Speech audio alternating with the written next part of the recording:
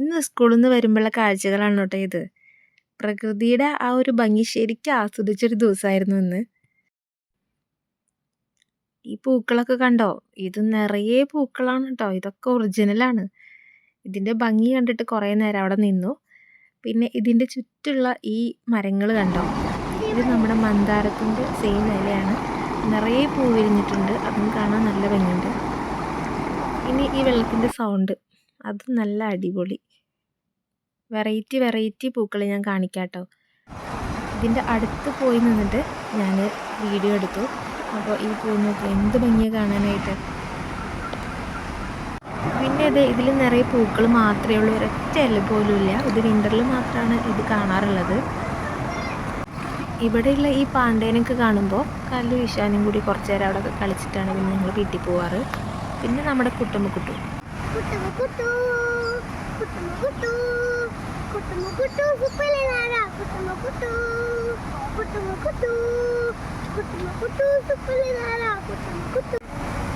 പിന്നെ നേരത്തെ കണ്ട പിങ്ക് പൂവിൻ്റെ സെയിം യെല്ലോ ഫ്ലവറാണ്. ഇതും നല്ല ഭംഗിയുണ്ട് കാണാൻ.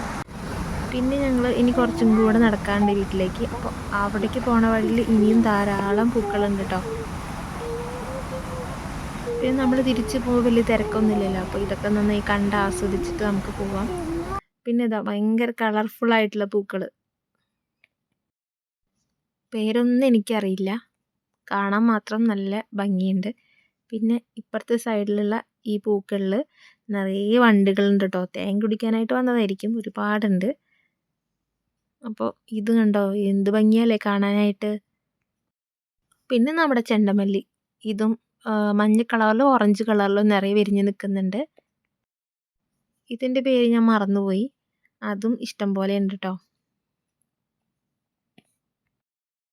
ഇനി ഇതാ വേറൊരു ഓറഞ്ച് കളറിൽ ഈ ബൊക്കയിലൊക്കെ വയ്ക്കുന്നൊരു ടൈപ്പ് നല്ല ഭംഗിയുള്ള വേറൊരു പൂവ്.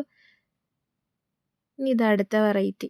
ഇത് ഭയങ്കര ഉണ്ടയായിട്ടാണ് നിൽക്കുന്നത്, ഭയങ്കര തിക്കായിട്ടാണ് നിൽക്കുന്നത്. അതുകൊണ്ട് തന്നെ ഒരു പ്രത്യേക ഭംഗിയുണ്ട് കേട്ടോ. അതിൻ്റെ സെയിം യെല്ലോ കളർ. ഇതാ ഫ്ലാറ്റിലെത്തിയപ്പോഴുള്ള ഒരു ഓറഞ്ചിൻ്റെ പ്ലാന്റ് ആണ് കേട്ടോ ഇത്.